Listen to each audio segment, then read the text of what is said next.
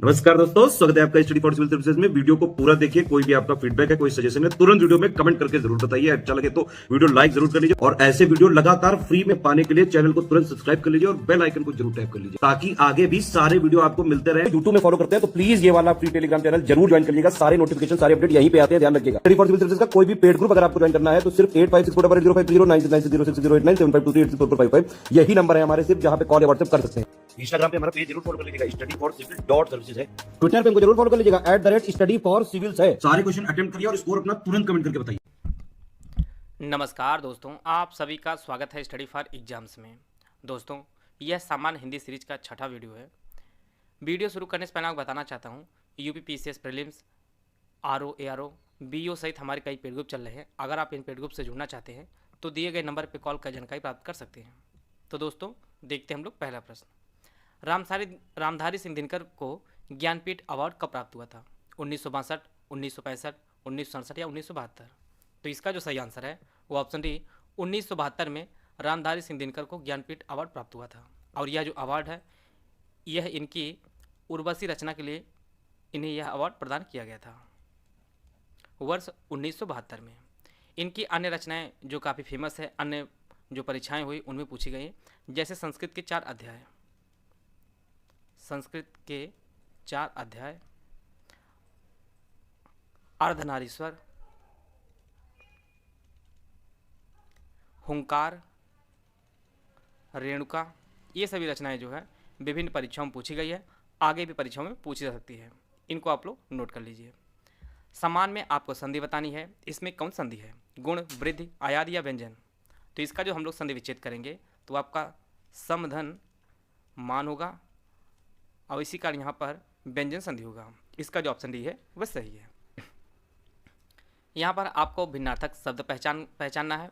चार शब्द दिए गए हैं, पावक, अनिल, अनल और कृषाणु। तो यहाँ पर आप लोग देख पा रहे होंगे कि ये सभी जो है पावक, अनल और कृषाणु ये सभी अग्नि की पर्यायवाची है।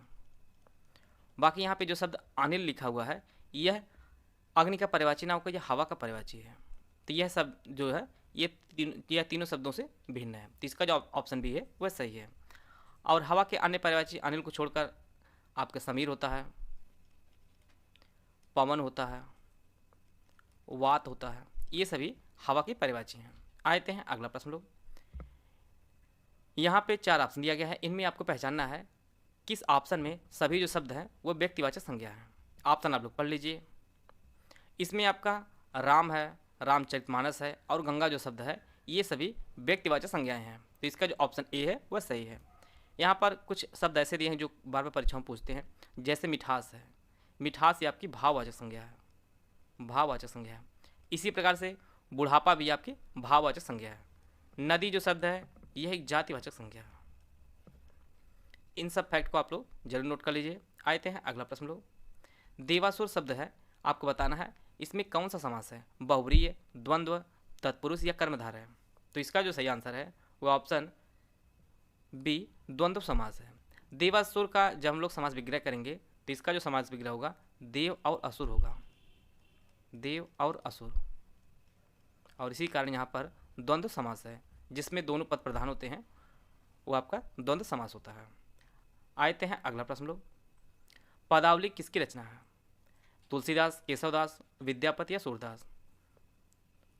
तो यह जो रचना है ये तुलसीदास की रचना नहीं है, यह विद्यापति की है। विद्यापति ने पदावली की रचना की है। ज़्यादातर लोग तत्काल जल्दी चक्कर में तुलसीदास को लगा देंगे, लेकिन यह जो रचना है यह विद्यापति की है। विद्यापति जो मैथिली के काफ़ी प्रतिष्ठित ज्ञाता रहे हैं विद्यापति, और इन्होंने कीर्तिलता और कीर्ति पताका अन्य पुस्तकें भी लिखी है। और तुलसीदास के कुछ रचनाएं जो इससे मिलती जुलती हैं उनको भी आप लोग जान लीजिए। तुलसीदास ने जो रचनाएं लिखी वह गीतावली है, कवितावली है और एक और रचना है दोहावली। यहाँ पर अवली बार बार आने से लोग सोचते हैं कि यह भी रचना तुलसीदास ने लिखी है, परंतु पदावली जो रचना है वह विद्यापति ने की है। इसका जो ऑप्शन सी है वह सही है। आते हैं अगला प्रश्न लोग।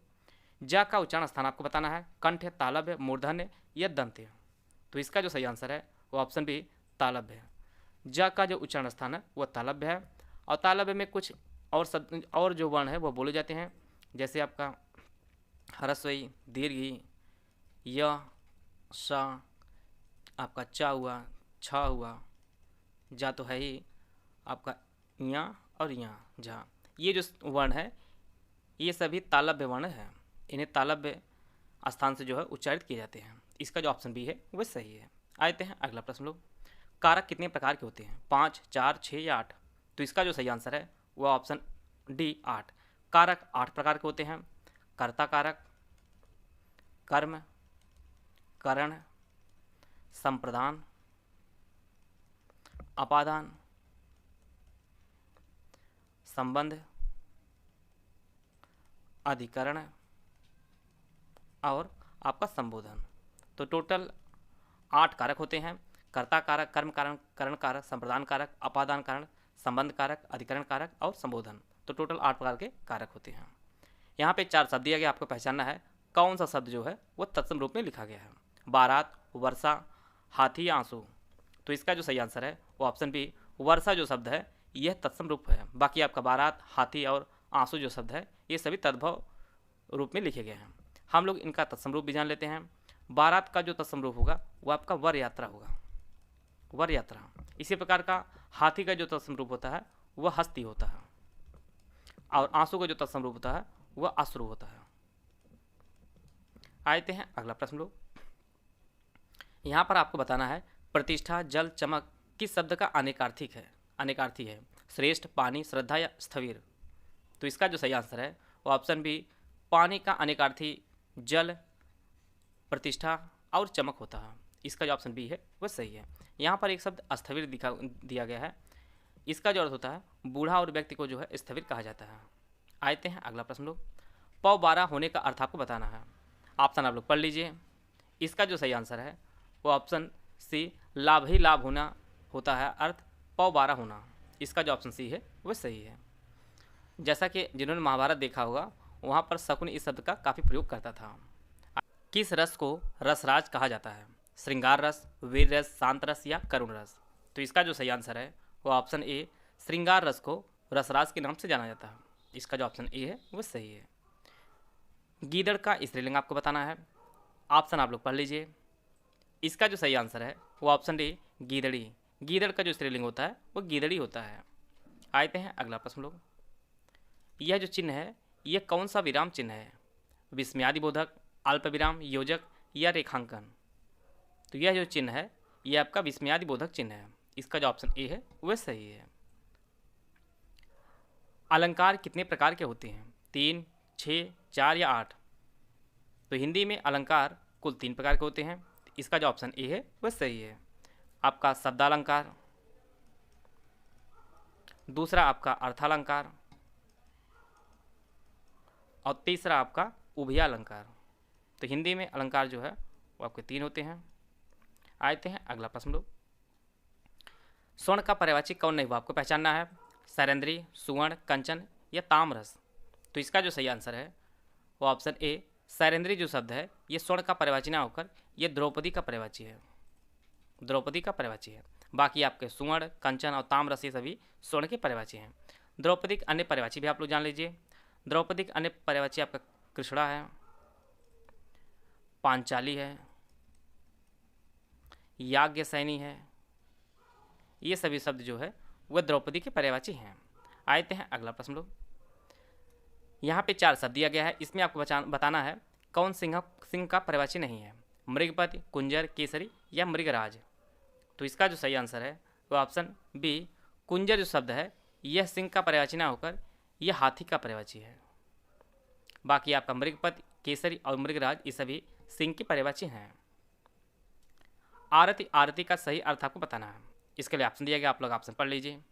आरती का अर्थ होता है विराग, दुख, और आरती का जो अर्थ होता है वो धूप दिखाना होता है। जैसे हम लोग पूजा अर्चना करते हैं, आरती करते हैं अर्थात धूप दिखाते हैं। तो इसका जो ऑप्शन बी है वो सही है।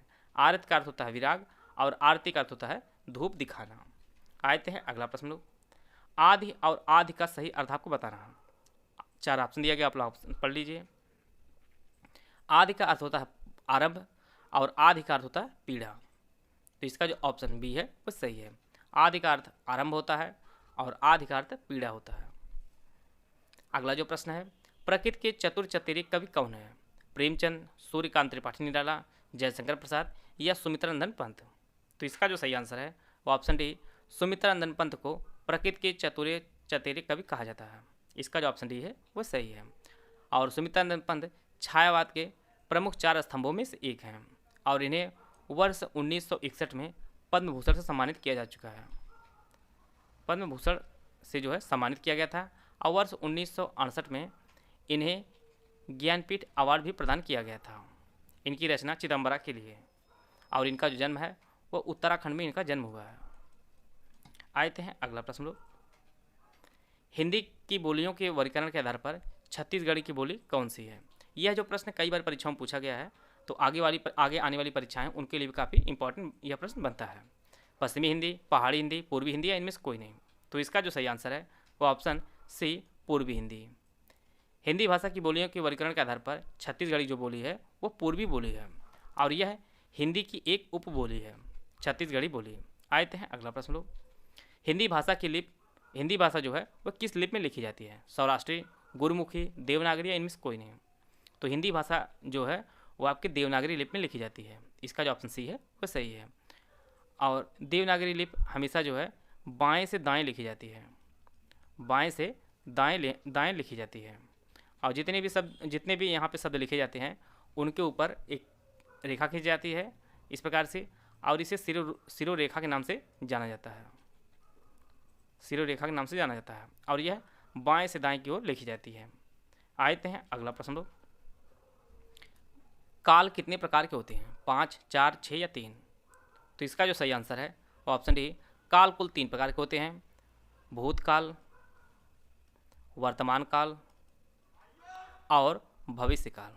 तो काल टोटल 3 प्रकार के होते हैं। आते हैं अगला प्रश्न हम लोग, अधुनातन का विलोम क्या होगा? प्राचीन, भूतकालीन, पुरातन या विगतकालीन?